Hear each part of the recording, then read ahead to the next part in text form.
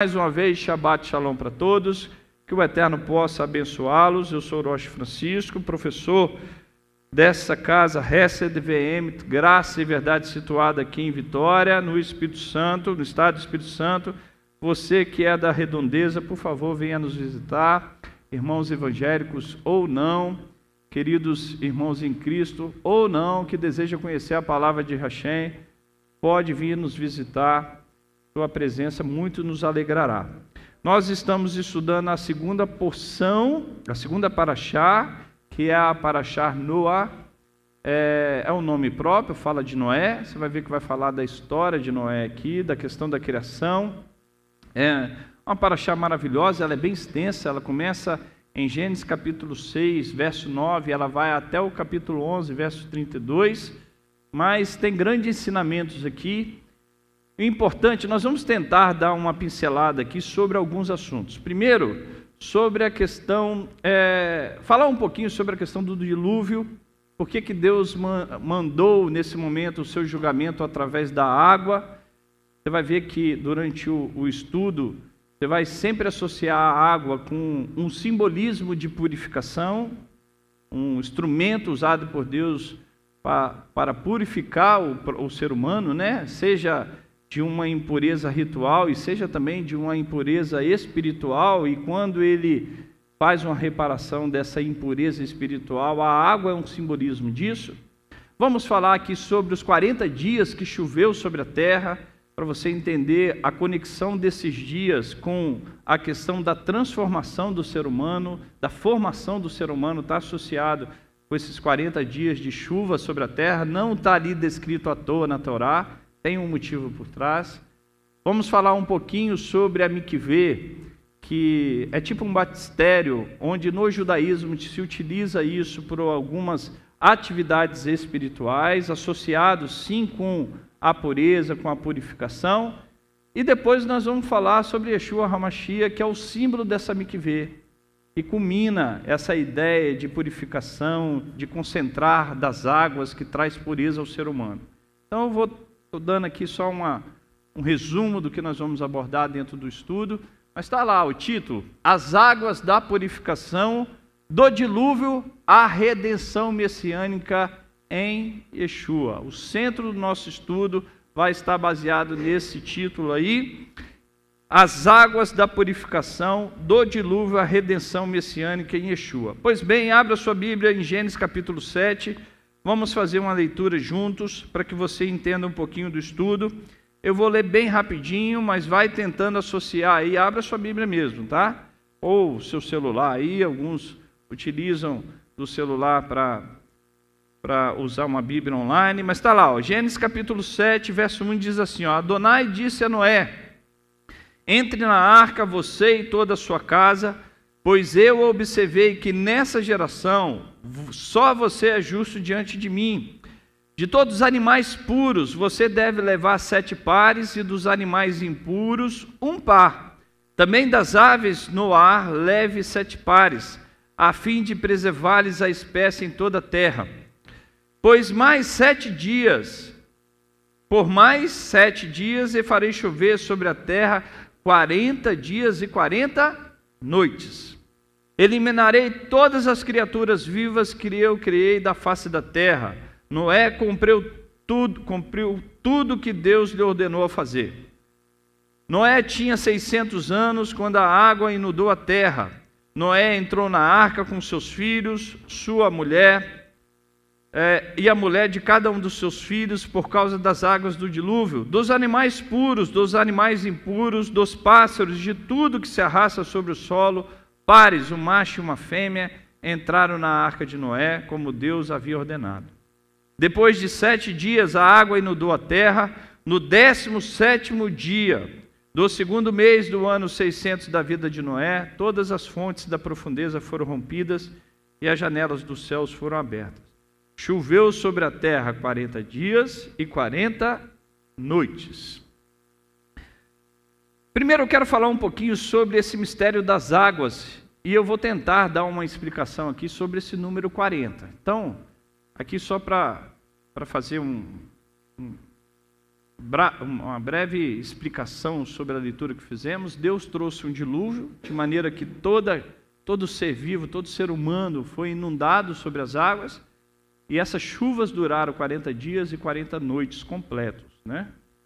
Qual que é o mistério que está sobre esse inundar das águas, de maneira que todo ser vivo estava submergido estava debaixo dessas águas? E qual é o simbolismo desses 40 dias e 40 noites? Qual o significado disso que está por trás, né? Desde a criação, as águas representam vida. Desde a criação, o simbolismo da água é que através dela surge a vida, sabedoria e purificação. O Eterno usa a água como instrumento de juízo e de restauração, revelando o seu caráter de justiça e de misericórdia. Primeiro assim, irmãos, todo julgamento, a gente sempre associa a expressão julgamento como se fosse algo ruim, como se fosse algo que tivesse algum prejuízo para aquele que está recebendo o juízo. O que é juízo? Juízo é você sentenciar algo. Então, dentro de um contexto judaico-bíblico, às vezes os juízos, em muitos momentos na Bíblia, ele está associado com algum prejuízo com aquele que está sofrendo aquela ação, está vivenciando. Mas nem todo momento isso ocorre. No conceito judaico, quando você está num caminho errado e que você percebe que esse caminho não é o caminho correto que Deus estabeleceu na sua vida, você vai e decide mudar de rota. O que você fez? Você sentenciou a sua caminhada, você deu um juízo nela, você botou um ponto final nela, ela foi sentenciada. Então, juízo muitas vezes é você tomar uma decisão, é você perceber que aquele caminhar não está sendo coerente com aquilo que a palavra de Rachim estabelece, e você muda de rota. Então, o texto não diz que... a palavra diz que o juízo... como que é a expressão? Que o juízo vem... Pelo Espírito de Deus veio o juízo, a verdade e a justiça. Eu acho que não é assim um versículo, né? Mas fala assim... O juízo, a verdade e a justiça. O que é juízo? Você percebeu que aquela rota estava incoerente e você tomou uma decisão para mudar de direção. Então você sentenciou aquilo, você trouxe juízo àquela situação que você vivenciava. Pode ser que essa situação venha à luz através de situações que aos seus olhos não são agradáveis, mas aos olhos de Deus foi a maneira que ele percebeu que despertou em você a necessidade de mudar de rota. Então assim, quando a gente olha essa ação de Deus de trazendo um dilúvio sobre a geração de Noé, perceba assim que Deus está trazendo um juízo de maneira que uma humanidade estava totalmente destituída da vontade dele, e ele, para salvar a humanidade, ele toma uma atitude drástica. Deus toma aqui uma atitude drástica de destruir a humanidade, de maneira que ele mesmo depois faz uma aliança com o símbolo do arco-íris, estabelecendo que ele não faria novamente através do dilúvio. Foi uma atitude drástica porque Deus viu que a humanidade estava em perigo se ele não tivesse uma intervenção naquele momento.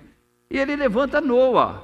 Noé simboliza o ato de misericórdia e de bondade de Deus, porque mesmo a humanidade merecendo a destituição da vida, Deus preserva a vida através do simbolismo de Noé, dando continuidade à humanidade. Então, todo o juízo de Deus, ele está associado com esses dois aspectos, do julgamento que é necessário, mas ao mesmo tempo o desejo dele de misericórdia.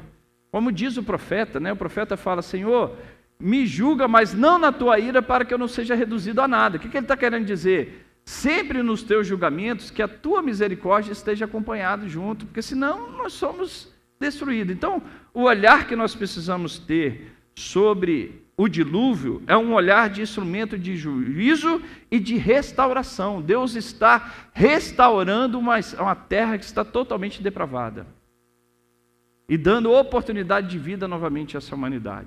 Essa é a visão judaica. Se você olhar ali, está ali a cortininha. O Flavinho até falou, esqueceu da cortininha? Não esquece.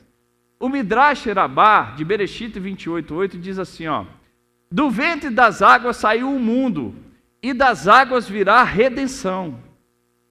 Essa frase é uma alusão, primeiro a Bereshit, lá no verso 1, depois eu vou explicar isso a vocês, mas também fala dessa ação de Deus aqui, através do julgamento da geração de Noa, onde Deus ali, ele traz ao mundo um julgamento, mas ao mesmo tempo ele dá uma oportunidade de redenção, porque na visão judaica é como se Deus estivesse purificando a humanidade, trazendo sobre ela um dilúvio, de maneira que toda ela ficou submergida aí sobre essas águas.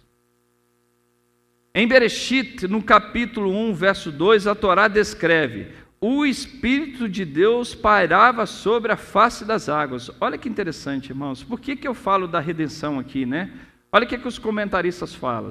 Os comentaristas veem isso como a imagem do Espírito pairando sobre o ventre da criação. O mundo, nesse momento, era como um embrião envolto de água, simbolizando que, quando Deus traz o dilúvio, Jorge, sobre essa humanidade, era a oportunidade de restaurá-la, de maneira que uma nova geração estava ali sendo levantada através de Noé, e aquela geração pudesse desenvolver aquilo que Deus desejava para a humanidade, né? E o que é interessante nisso aqui, ó? Porque os sábios dizem que quando Deus, lá em Bereshit, fala assim, ó, quer ver? Volta lá, vai lá em Gênesis capítulo 1. Vamos ler só os primeiros versículos. Gênesis 1. Olha lá, ó. No princípio criou Deus os céus e a terra.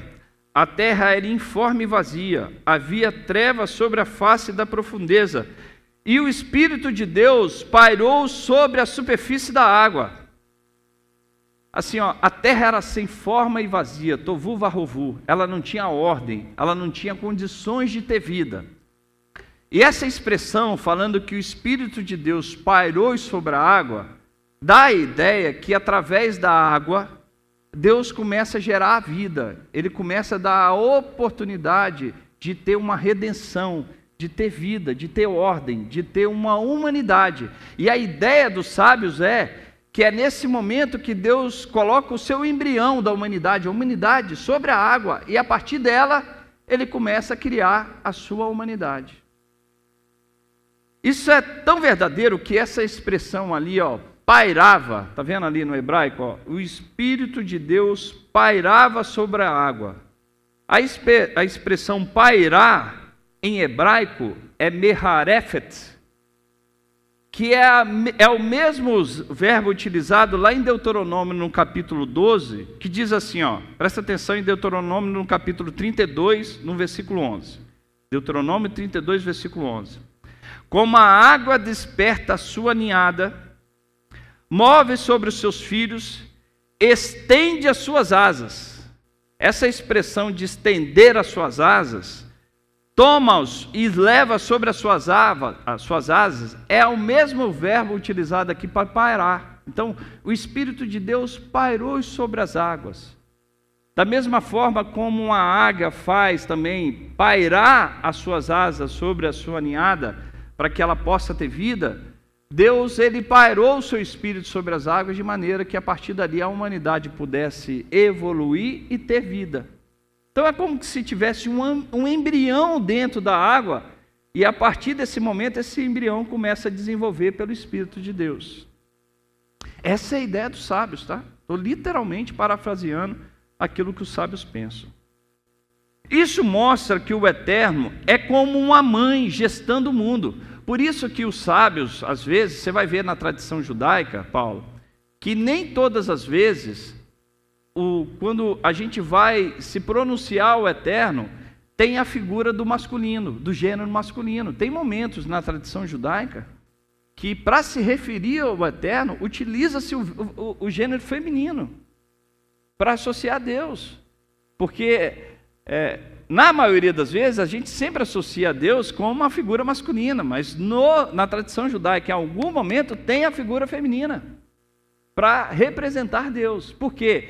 Assim como a mãe age gerando o seu filho dentro do seu útero, de maneira que ela começa ali, a partir do saco amniótico, gerar aquele embrião, da mesma forma Deus vai gerando a criação. Vai gerando a criação, assim como a mãe. Isso mostra que o Eterno é como uma mãe gestando o mundo, e as águas são um meio de formação, de formação espiritual. Olha que interessante.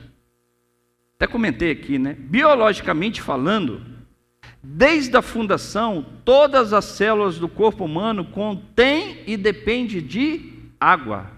90% das células embrionárias, elas são compostas de água. 70% do seu corpo é composto de água. O embrião, no momento que ele é fecundado, ele vai para o saco amniótico e ali tem o quê? O líquido amniótico, ou seja, falei a expressão correta, né? Amniótico. É o momento, esse líquido, ele é extremamente necessário para que o embrião possa o quê? Desenvolver. Ele tem ali uma temperatura adequada devido a esse líquido. Ele tem ali um ambiente mais estável, porque a mulher, com as suas mexidas externas, quando você coloca um objeto no meio da água, ele não fica tão flexível ou tão volátil como aquele ambiente que está externo, porque ele está dentro daquele líquido um pouco pastoso e ele mexe com um pouco mais de dificuldade. Ali tem nutrientes e proteínas necessárias para que ele, embrião, possa o quê? Desenvolver. Qual que é a ideia? Deus, da mesma forma, ele estabelece a água como um instrumento para que a humanidade possa ser gerada. É lógico que ela é um simbolismo para nós, e depois eu vou falar isso aqui mais à frente, né? Mas os sábios dizem que a forma como o ser humano é desenvolvido a partir do embrião é como se fosse tipificando como Deus criou a humanidade no início da criação, da mesma forma. Deixa eu ir passando aqui, ó. Para os sábios, até coloquei aqui, ó, a forma como o ser humano é desenvolvido no estágio inicial de sua formação é uma repetição da forma como o Criador Hashem gerou a sua criação. Por que eu estou falando isso? Deus poderia ter destruído a terra de diversas maneiras. Sodoma e Gomorra foi destruída como? Fogo. Por que Deus utiliza o dilúvio? Com a ideia de purificar a terra. Não era só a ideia de julgar, de destruir. A ideia da destruição é que ele percebeu que aquela maldade não poderia perpetuar. Então ele traz ali o seu julgamento, mas com a ideia de desenvolvê-la. Então, por que eu estou falando isso? Que é importante você saber que essa é a maneira que Deus traz juízo, na maioria dos seus casos. Sempre Deus deseja nos seus juízos, e a gente precisa olhar para nós individualmente, um desejo que a gente venha viver o quê? O processo de redenção, o processo de evolução, o processo de retorno para Deus. Então, a água vai simbolizar de forma física esse ato de retorno, esse ato de mudança, de juízo de Deus, né? Em Gênesis 6 diz, e Deus diz, olha Gênesis 6, versículo 6, não, 1:6. Olha o versículo 6 para você perceber que essa ideia que a humanidade era como um embrião gerado da água, olha o que diz o verso 6. Disse Deus, haja o dome no meio da água, que ele separa água da água. Tem uma tradução que diz assim, ó, haja uma expansão no meio das águas e haja separação de água e águas. Então perceba que o mundo parece que ele estava envolto de água, e a partir dali Deus começa a fazer o quê? As separações, ele começa a dar origem à sua humanidade. Agora eu quero fazer uma conexão aqui com vocês com o número 40. Quantos dias que choveu? 40 dias e 40 noites. Vamos lá, ó. Olha que interessante, ó. Diz assim, ó, o número 40, Arbaim, aparece em toda a Torá como o tempo de transformação. Ó, grave isso aqui, ó, tempo de transformação, o período necessário para que o antigo morra e o novo nasça. Você quer ver um exemplo disso? A gente celebra o dia de Yom Kippur 10 dias depois do mês de Tisri, não é isso? Do 7º mês, 10 dias depois. Quando que o judeu começa a fazer a sua preparação para estar em Yom Kippur? No mês de Elul. Um mês antes do mês 7º, então, o 6º mês, ele já começa a fazer toda a sua oração, para que ao chegar o 7º dia, 10 dias depois, é o dia do julgamento, o dia da expiação. Quantos dias se dá? 40 dias. Qual que é a ideia? Por que 40 dias? Porque 40 dias é sempre essa ideia de você deixar algo para trás, que não está de acordo com Deus, e você conseguir fazer uma preparação para algo novo que você vai vivenciar. Por isso a ideia, na Torá, irmãos, nada está escrito à toa. 40 dias e 40 noites era o Deus. Deus está falando assim, ó, eu estou tirando esses seres humanos que estão desprovidos do meu conhecimento e estão sem o senso da minha vontade, a iniquidade está reinando, e eu estou estabelecendo o juízo, e vai chover 40 dias para eu estabelecer um novo. E você vai ver que esse número 40, ele está presente em muitas situações. Então lá, ó, evento, o dilúvio, 40 dias, purificação da terra. Depois, Moisés no Monte Sinai, quantos dias que Moisés passa? Nas 2 vezes que ele vai pegar a Torá? 40 dias. Por que 40 dias? Era um período de preparação. O que a Torá traz? Conhecimento de Deus, deixando algo para trás, para que o novo possa vivenciar. Israel passa quantos anos no deserto? Por que 40? Saiu de uma geração totalmente alienada com a filosofia e idolatria do Egito, e precisava deixar o quê? Esse passado para trás e vivenciar um novo, para viver a terra prometida, uma nova geração. Gestação humana. Depois eu fiz uma pergunta, o chat GPT aqui, para entender um pouquinho. Você vai ver, olha, irmãos, sábios comentando coisas de 2000 anos atrás, que hoje a ciência comprova. Gestação humana, 40 dias de formação. Quando uma mulher, ela tem... 40 dias. Depois eu vou explicar, você vai entender melhor. Quando uma mulher, ela gera uma criança, quantos dias ela fica de período até que ela possa apresentar no templo? 40 dias se for o menino. E se for menina, 80. 44 ou 40? 40. Perceba, essas ideias estão atreladas dentro da Torá. O mikvê, olha que interessante como os sábios entram. O mikvê, você vai ver uma figura ali, é como se fosse um batistério aqui dentro do cristianismo, tá? Mas ele tem uma quantidade de água estabelecida pelos sábios, que é 40 CA, que representa coisa de 780 litros, alguma coisa assim. Então dentro da mikvê tem por causa desses eventos ali, ó. Não é à toa, a mikvê simboliza um ato deixado para trás e um novo sendo vivenciado. Então os sábios, para replicar essa ideia, colocaram ali a quantidade de água estabelecida de 40 CA, que representa 700 e poucos litros, tá? E Yeshua no deserto, quantos dias Yeshua passa no deserto? 40 dias, não é à toa, irmãos. E por que essa ideia? Olha só, para pensar, ninguém associa isso. Yeshua, no início do seu ministério, o que acontece com ele lá em Mateus 4? Ele é o quê? Tentado, ele é provado no seu ministério. Ele estava cumprindo aquilo que a Torá e os profetas estavam descrevendo, que é o início do processo de quê? De redenção. Por que as pessoas não associam essa ideia de Mateus 4 com aquilo que Adão e Eva vivenciaram lá no Jardim do Éden? Quando eles foram estabelecidos, a primeira criação, o que aconteceram com eles logo em seguida? Foram o quê? Tentados. Da mesma forma. Por quem? Por Satã. Yeshua foi no deserto, no início do seu ministério, para tipificar aquilo que Adão e Eva vivenciaram no início da criação. Eles reprovados na prova e Yeshua aprovado com louvor. Por que 40 dias? Porque está associado com o contexto da palavra. O número 40, eu já ensinei isso aqui a vocês, ele está associado com a ideia da água, que representa a palavra de Deus. O que a água faz? Ela traz o quê? Clareza. Então tem alguém sujo, está sujo, ele vai e se banha, ele fica claro, no sentido de que ele está sendo limpo. A palavra traz essa ideia. O número 40 é o tempo divino da purificação e da gestão espiritual. Olha que interessante, olha só. Eu fiz uma pergunta ao chat, deixa eu ver se eu coloquei aqui, eu coloquei, ó. Biológica, essa pergunta eu fiz para o chat GPT. Biologicamente falando, os primeiros 40 dias de desenvolvimento do embrião apresenta alguma mudança significativa? Olha a resposta. Aqui, irmãos, eu vou ser sincero, eu não tive condições de certificar se de fato o chat estava sendo verdadeiro com essas informações. Tudo que eu apresento para vocês aqui do contexto judaico, eu sempre vou certificar.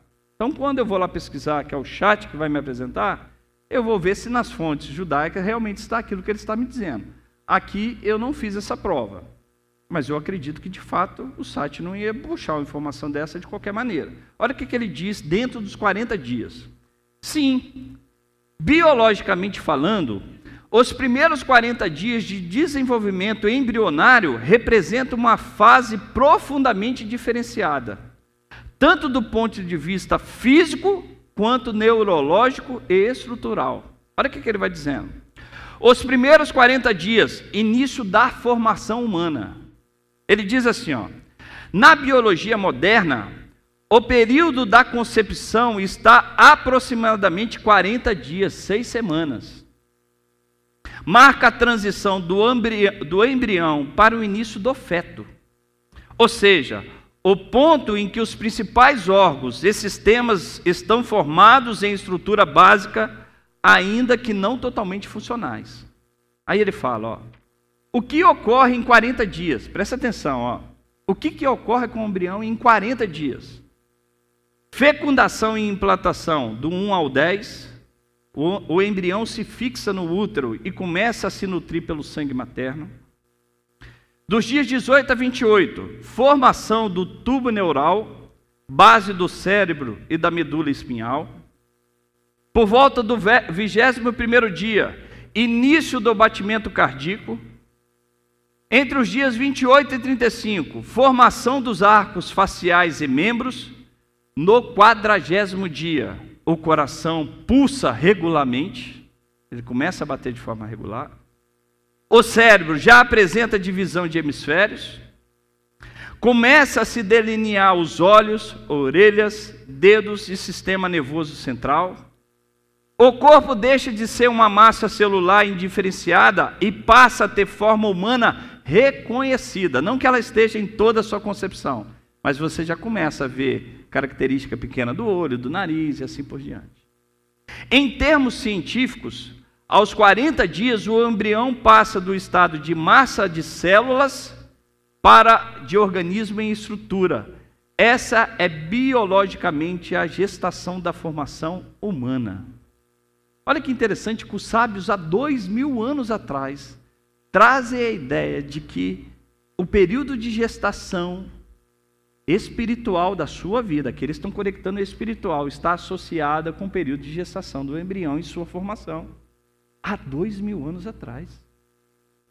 Sem nenhuma, vamos dizer, estrutura científica para comprovar o que eles estão falando. O número 40 está lá embaixo, ó, é o tempo divino da purificação e da gestão espiritual. Tempo divino. Vai embora, coxininha. Agora eu quero fazer aqui, ó, associar o mikveh da criação. O que é o mikveh, irmãos? Deixa eu ver se eu consigo colocar uma imagem ali para vocês, depois eu volto. Ele não. Ali, ó, isso aqui é uma mikveh. Ali é uma mikveh bem antiga, tá? Quando você vai para Jerusalém, para Israel, você vai encontrar milenares mikveh. Nada mais é do que um bastério, é muito parecido. Mas ela tem características estabelecidas pela tradição judaica de estrutura. Todo sacerdote, todo levita, todo ofertante, toda pessoa que fosse fazer algum serviço no templo, obrigatoriamente ele tinha que passar por uma mikveh para fazer algum serviço dentro do templo. Era obrigatório.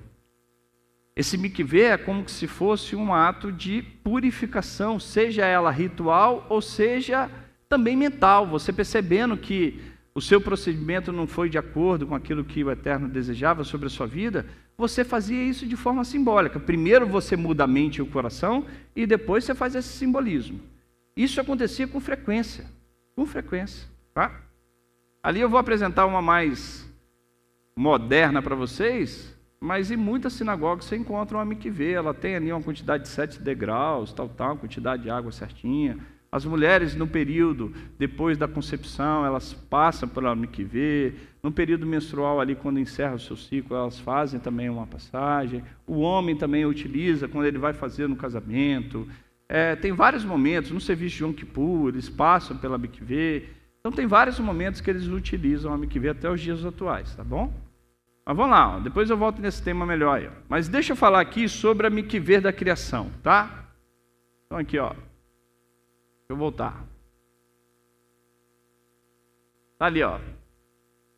Em Gênesis 6, de 11 a 13, diz assim, ó: a terra estava corrompida diante de Deus e cheia de violência. A expressão dilúvio em hebraico, ela significa Mabul. Foi o primeiro mikvê da humanidade. É como que se Deus estivesse estabelecendo um mikvê, submergindo toda a humanidade debaixo dela. Deus não apenas julgou, mas Ele também purificou o mundo de toda a impureza e violência. Então Deus trouxe uma pureza novamente para o mundo. O dilúvio representou essa ideia, esse desejo de Deus de purificar novamente sua humanidade. E por que é bom a gente sempre relembrar isso? Porque se sua atitude não está coerente com aquilo que Deus deseja para você, é sempre tempo de você retornar e relembrar que Deus precisa te purificar. Ele precisa renovar a sua vida. Você precisa passar por um processo de transformação. Tudo dentro do Ocidente é como se fosse um ato. Basta um choro de uma oração e parece que as coisas tudo se apagaram. No judaísmo não é assim. Pode ser no contexto de você se arrepender daquele ato, mas tem as consequências na qual ainda você precisa trabalhar com ela. É como se fosse um dependente químico. Ele se arrepende de usar a droga, ele vai lá e se arrependeu. Mas se ele não fizer um tratamento, um trabalho espiritual por trás, um trabalho psicológico por trás, ou fisiológico por trás, ele vai ter recaída. Então, dentro do contexto judaico, o ato, sim, ele é extremamente importante para evidenciar aquilo que você está fazendo do rito, dessa passagem. Mas tem um processo, tem ali uma transformação que é necessária, tem um período que você precisa se dedicar para que aquela transformação de fato possa ocorrer. E o dilúvio traz essa ideia. O Midrash diz assim, ó, olha como essa verdade que Deus estabelece o dilúvio como se fosse um processo de purificação. Olha o que o Midrash traz, olha lá. As águas do dilúvio vieram como as águas do mikvê, para purificar o mundo de sua impureza. E ele diz, o mundo foi imerso para ser recriado. Ao final, o arco-íris é o selo da aliança e da misericórdia, símbolo de que a justiça de Deus é sempre acompanhada pela graça. A justiça de Deus é sempre acompanhada pela graça. Olha que interessante como que esse conceito, ele sempre está dentro da tradição judaica, que você vai ver que o apóstolo Paulo, Rabino Shaul, ele traz aqui um sod, que ele traz essa ideia aqui, falando que a geração que saiu ali no passado, eles foram imersos, a sua tradição coloca como batizado, mas eles foram imersos. Olha o que ele diz lá em 1 Coríntios 10, 1 a 2. Ora, irmãos, não quero que ignoreis que nossos pais estiveram todos debaixo da nuvem, debaixo. O dilúvio, os seres humanos estavam debaixo da água para a purificação da terra, da humanidade. E todos passaram pelo mar. Eles submergiram sobre as águas do mar quando eles passaram? Não. Viraram duas paredes, que é o que a tradição conta, né? Duas paredes, uma parte do mar pela direita e uma parte do mar sobre a esquerda. Mas elas estavam mais altas do que as pessoas que passaram. Então dá a ideia que eles estavam debaixo, né? É isso que Paulo está trazendo. Está aqui, ó. E todos passaram pelo mar, e todos foram batizados em Moisés, ou imersos em Moisés, na nuvem e no mar. Por que na nuvem? Porque a composição da nuvem, obrigatoriamente, tem que ter a água. Né? A nuvem que, através ali de toda a sua transformação, do gasoso para o líquido, faz com que a gente tenha chuva. Então, de maneira, traz a limpeza. E a ideia do mar ali, o que ele está trazendo a ideia? Saíram do Egito, de uma terra idólatra. Estão entrando no propósito de Hashem, estão sendo imersos, estão sendo purificados, estão deixando para trás a sua velha natureza e entrando por uma nova natureza. Estão ali no deserto, debaixo da nuvem, deixando aquelas raízes do Egito para trás e aprendendo a viver conforme Hashem e a sua Torá para entrar na terra prometida. Então ele traz essa ideia de que a nuvem, a água que desce dela e o mar, que é todo repleto de água, ele traz a pureza também, de certa forma, está purificando o ser humano. Então isso aqui é Paulo tirando uma compreensão judaica e transcrevendo para que a gente entenda. Fala, meu irmão.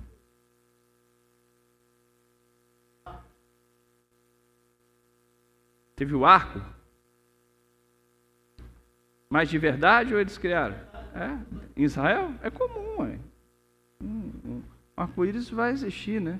E o sábio diz que sempre que o arco-íris apresenta, é para trazer essa ideia de que Deus, em algum momento, olha para a humanidade e pensa em trazer o juízo, mas ele lembra da sua misericórdia, ele lembra da sua aliança. Sim, é comum. Vamos lá, vamos continuar. Número 40, o tempo da purificação e da transição. Olha lá, ó, coloquei ali para vocês, ó.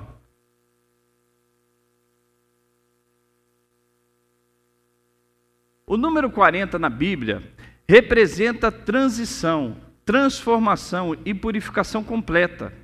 Em cada ciclo de 40, algo impuro é transformado em algo novo. Então, o Talmud diz assim, ó, olha lá, ó, durante 40 dias o embrião é como água, né? É a mesma ideia, não sei se biologicamente falando, fisiologicamente falando, tem essa ideia. Mas o embrião, de certa forma, eu acho que a sua composição de água dentro ali do líquido amniótico é ainda maior. Depois ele vai desenvolvendo a sua parte física, né? Mais estrutural. Assim como o embrião se forma na água, a criação e a alma humana são formadas e purificadas através do processo de 40, tempo de gestação divina.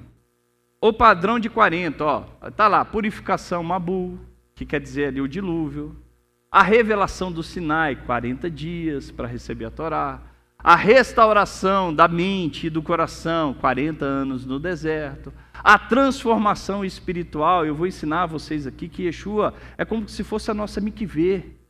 Nós não entramos dentro de uma água para se purificar, entendendo o nosso Mashiach e nos emergindo nele, entrando nele, estando dentro dele, ele fazendo parte de nós, nós estamos sendo purificados. Como ele fala lá em Efésios, preparando a sua comunidade pela água da palavra, transformando o nosso coração. Então Yeshua representa essa mikvê, esse processo de transformação interior de cada um de nós. A mikvê, purificação, arrependimento e o chamado de João, eu até coloquei aqui, ó. Então a mikvê, ela é um chamamento, ela é um chamado para se purificar. Você olhando ali aquelas pessoas no batistério, né? Depois eu vou ler isso aí, tá? Vocês olhando ali uma pessoa dentro do batistério, dentro do cristianismo, você vai ver que aquela pessoa, você pelo menos imagina que aquela pessoa teve o quê? Uma mudança de vida. Ela foi transformada. E ela está querendo representar de forma física aquilo que aconteceu o quê? No seu coração, no seu interior. No judaísmo, meu amado, entenda que eu estou querendo apresentar isso aqui para vocês. No judaísmo, isso é uma concepção um pouco mais abrangente do que no cristianismo. Porque no cristianismo, o ato de passar no batistério era como simplesmente uma adesão de quê? De fé. Eu estou aderindo a uma fé. No judaísmo também acontece. O processo final, o último processo da pessoa que passa em todas as etapas de uma conversão, é o ato dela ir na mikvê, para simbolizar e externar ela vai falar palavras ali ao sair da mikvê no judaísmo, que aceita o jugo da Torá, essa é a expressão que eles falam, né? Dentro da mikvê. Mas no judaísmo também utiliza-se esse processo para representar uma mudança interior. Isso acontece constantemente. No Shabat isso era feito muitas vezes. Nas celebrações isso era feito muitas vezes. Porque eu gostaria, eu e você, no momento de ter a compreensão do Mashiach, que nós não errássemos mais. Que todo o nosso procedimento fosse o mais conceitual e perfeito possível. Mas não é o que ocorre conosco. Então, batismo é só um, adesão à fé é só uma. Eu aderi. Mas tem momentos que esse simbolismo de passar sobre as águas, ele pode ser representado quando eu vejo que uma elevação espiritual eu tive. Deixei para trás uma concepção ruim e modifiquei, trouxe um novo. Então essa ideia de usar a mikvê, ela sempre está atrelado, algo arcaico ficou para trás e um novo foi estabelecido. Então ali, lá em Levítico, no capítulo 15, verso 3, diz assim: somente com água viva ele se banhará e ficará limpo. Então tinha lá a água, purificava o leproso. O sacerdote que tinha que entrar dentro do templo, juntamente com levitas, ele tinha que lavar as mãos e os pés, ele não poderia adentrar sem fazer esse simbolismo. Eu sempre digo aqui na casa, e gravem isso, irmãos, o rito não é condenado por Deus. O rito só é condenado com Deus quando o teu coração e a tua mente não está atrelado a ele, ao seu simbolismo. Porque se torna falso, não se torna verdadeiro. Mas dentro da concepção bíblica existe o rito. O que é o rito? É a regra de como fazer. Então, se você cumpriu alguma coisa dentro do rito, mas o seu coração e a sua mente está te direcionando para aquilo, Baruch Hashem. O que nós fazemos Shabat após Shabat, que eu te falei aqui da Avodá, é um rito. Nós estamos aqui cantando um louvor, cantando música, Shabat após Shabat. Se eu faço aquilo só por cantar, se eu venho para a congregação só para separar mais um dia, se eu venho para a congregação só para ensinar, se eu venho para a congregação só para tocar, e esse rito, e são ritos que fazemos. Não acho que no cristianismo, por ter só o momento de louvor, não tem o rito, é um rito. Tem o louvor, tem o ensino da palavra, tem um momento de apelo, isso é um rito, isso é uma prática padrão. Se você faz essas coisas simplesmente por mecânica, perdeu o significado. Mas se você faz com avodá, com a kavaná, com a intenção verdadeira, você faz de forma maravilhosa.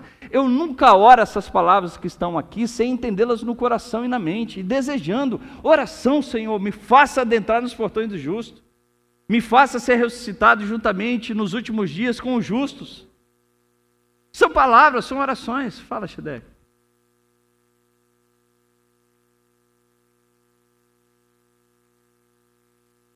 Pega o microfone aí, Daia. Eu estou te ouvindo, então, tá? Você estava fazendo a questão de associação entre a gestação. Esse período de 40 dias é um período de desenvolvimento dos folhos embrionários, principalmente coração e cérebro. Mas eu acho que a parte mais importante de tudo isso aí é a transformação que o feto sofre em relação à vulnerabilidade desse período. Esse período é um período que muitas vezes a mulher nem sabe que o feto está lá, o embrião está lá, que nesse caso ele é embrião ainda, e ele depende inteiramente do eterno. E ele depende inteiramente daquele líquido amniótico, por exemplo, que também protege ele contra infecções da mãe, né, para o bebê.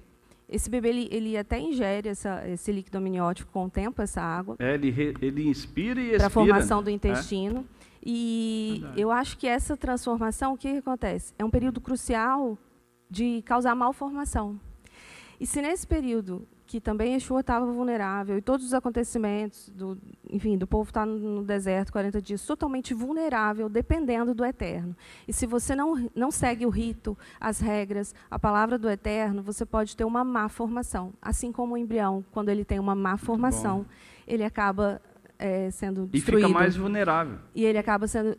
Eu vejo, né, que muitas vezes a gente já lidou com isso no aprendizado, que nesse período ocorrem a maior parte dos abortos espontâneos.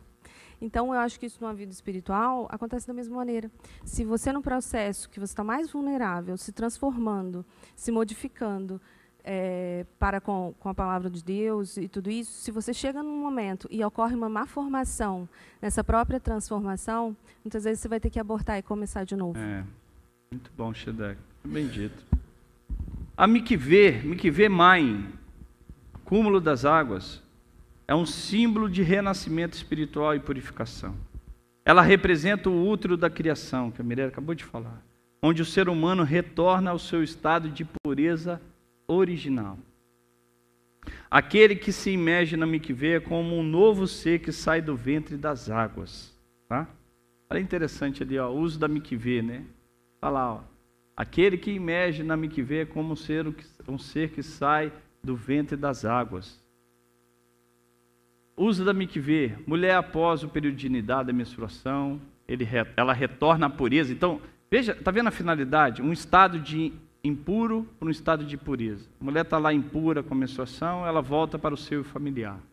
A conversão de um não-judeu para a religião judaica, a purificação antes da aliança. O contato com a impureza, restauração espiritual. Os sacerdotes e levitas, purificação para que eles pudessem exercer o serviço. Antes do Shabat, oferta renovação espiritual. O mikvê é um ato físico da techuvá. Quem não precisa fazer techuvá aqui, meu amado? Quem não precisa fazer techuvá aqui? Todos nós. Todos nós. Aí eu fiz aqui para atrelar vocês com esse conceito judaico. Durante o segundo templo, o uso da mikvê era comum em Israel. É nesse contexto que surge João Imessor, João Batista, Yohanan Hamatbil, um profeta que chama o povo a techuvá. Eram judeus que estavam ali, conhecia a Torá, conhecia Hashem, sabia do propósito dele, e ele proclamando o reino dos céus, e imagina essas pessoas no Jordão. Retornem, façam techuvá. Mateus capítulo 3 diz: arrependei-vos porque o reino dos céus está próximo. Marcos 1:4, João apareceu pregando a imersão de arrependimento para a remissão dos pecados. João não inventa um novo rito. Ele reaviva a prática da mikvê como sinal de arrependimento coletivo, preparando os corações para o Messias. Por que preparando? Por que ele é uma voz no deserto? Porque quando você se prepara para fazer techuvá, e você imerge na mikvê espiritual e física também, simbolizando isso, você prepara o teu coração para o Messias reinar em você, para que ele governe sobre você, para que as suas águas de purificação venham inundar o seu ser. Isso que é preparar o caminho do Senhor. Prepare o caminho do Senhor, prepare o teu coração e a tua casa, para que o Senhor reine sobre vós. Olha lá, eu botei a mikvê para que vocês vejam, já mostrei duas, né? Arrependei-vos. João não inventa um novo rito, ele reaviva a prática da mikvê como sinal de arrependimento coletivo. O Midrash Terrinim diz: o arrependimento é o mikvê do coração. Aquele que volta ao Eterno é lavado por sua misericórdia. É lavado por sua misericórdia. Yeshua, o nosso mikvê espiritual. Então você já entendeu que esse simbolismo de você passar sobre as águas é mudar a sua mente, é limpar a sua mente, é limpar o seu coração, é limpar o seu andar. Yeshua é o mikvê do Espírito. É Ele que vai nos lavando e nos purificando. Mateus 3, 16 e 17 diz assim, ó: e sendo Yeshua imerso, Yeshua foi imerso, subiu logo da água, e eis que abriram os céus, e o Espírito de Deus desceu sobre ele como uma pomba. E Yeshua é imerso não por necessidade de arrependimento, mas para cumprir toda a justiça, mostrando que a purificação verdadeira é o interior e espiritual, vinda do Espírito de Deus. João, no capítulo 1, verso 33, disse: sobre quem vires descer o Espírito e repousar, esse é o que imerge com o Espírito. Que imerge com o Espírito. Então o símbolo se transformando, o símbolo físico se transformando em realidade espiritual. Nós somos imergidos, inundados nesse Mashiach, quando entramos nele. Por isso que Yohanan diz: não viva eu, mas ele vive em mim.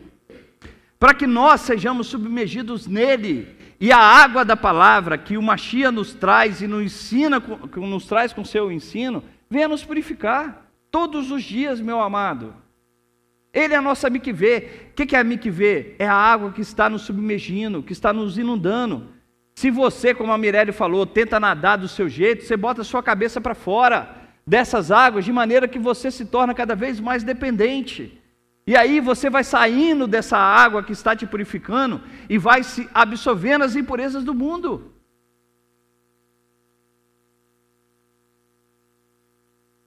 Aqui, deixa eu ver se está ali escrito, né? Aqui o mikvê físico e o espiritual e o Espírito Santo se unem, revelando a passagem da purificação externa para a purificação da alma. Ali, ó, só para mostrar os textos para vocês, ó, o que Yeshua diz lá em João capítulo 3, verso 5. Todos vocês conhecem essa palavra que Yeshua fala para Nicodemos. Quem não nascer da água e do Espírito não pode entrar ao reino de Deus. Essa frase fica mais clara para você agora. Quem não nascer da água do Espírito, o dilúvio, deixando o passado para trás, aquilo que estava impuro, aquilo que estava imperfeito, e passando para um processo de pureza, é um processo de pureza. Não é só um ato. Eu sei que a salvação é um ato, não perca essa ideia.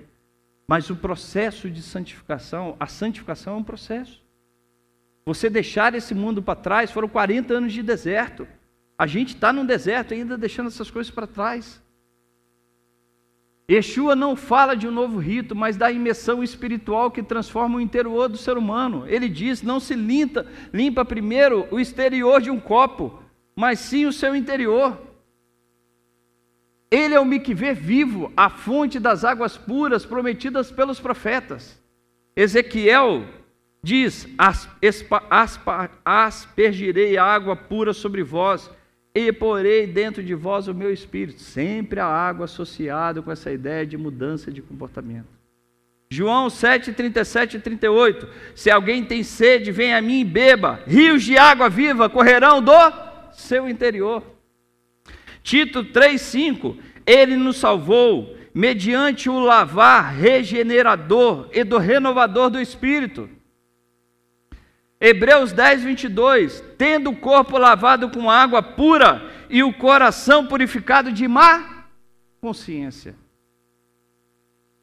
Efésios 5, 25 e 27 diz assim, ó, vós maridos, amai vossas mulheres como também Yeshua amou a sua comunidade e a si mesmo se entregou por ela para santificar, purificando com a lavagem da água pela palavra. Yeshua é o culminar dessa mikvê que lavou a humanidade desde o início da criação, e Ele deseja lavar a mim e a você. Yeshua leva o conceito da mikvê à sua plenitude. O corpo é lavado, o coração é transformado e a alma é renovada. E para findar, meus amados, para findar, a ideia messiânica, presta atenção no que eu vou te falar.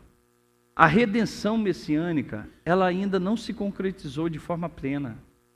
Ela está no processo. Nós estamos nesse processo de 40 dias, que eu não sei qual que é a representatividade dela dentro do templo. Mas nós estamos nesse processo. Yeshua não está, ele não iniciou a sua obra em Mateus há 2000 anos atrás. Yeshua iniciou a sua obra lá no início, quando a gente vê lá, Bereshit bara Elohim et Hashamai. Já estava lá, o Mashiach sendo revelado. Desde o início da criação, o Mashiach é revelado para nós. Você, quando enxerga a Brida Hadashah, você está vendo uma parte da manifestação dessa restauração messiânica e plena. E nós vamos viver ela de forma plena. Vamos vivê-la. Mas olha que interessante aqui, para a gente finalizar. É só uma síntese. Olha só. Uma síntese profética. Vamos lá, etapas. Noa, água física, mundo purificado. Outro evento, Israel, a Torá sendo dada, povo santificado. Finalidade lá, João nos ensina arrependimento, prepare o seu coração para o Mashiach, prepare o caminho do Senhor, coração preparado. Yeshua, água e espírito, interior transformado.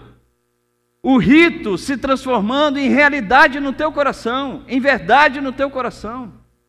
Messias glorificado, fogo e espírito, criação restaurada. Olha que interessante. Yeshua, quando veio, na sua primeira vinda, foi para restaurar o teu coração individual. Mas quando ele voltar, Messias glorificado, é para restaurar a criação, a humanidade de forma plena. Zacarias 14, 8, 9, diz assim, naquele dia, águas vivas sairão de Jerusalém, e o Senhor será rei sobre toda a terra. Concluindo ali, conclusão geral, das águas à santidade. Toda a história bíblica é uma jornada de purificação progressiva. O dilúvio, limpeza do mundo exterior. A Torá, limpeza da mente e das ações. A Mikvê, a limpeza do corpo. Yeshua, a limpeza do coração. O Messias vindouro, a limpeza de toda a criação. Aí eu encerro ali, com o Salmo 51, verso 10, que diz: cria em mim, ó Deus, um coração puro e renova em mim um espírito reto.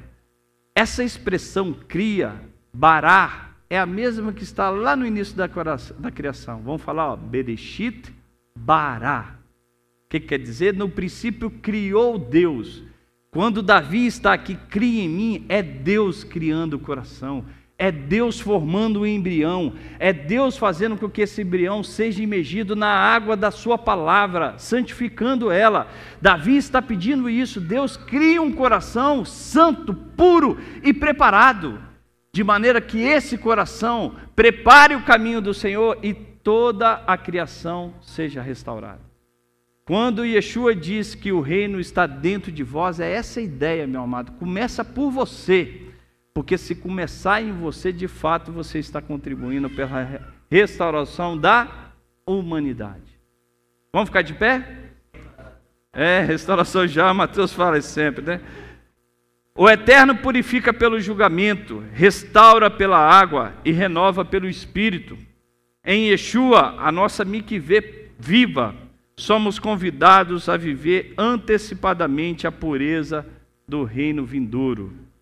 Se alguém está no Messias, é nova criatura.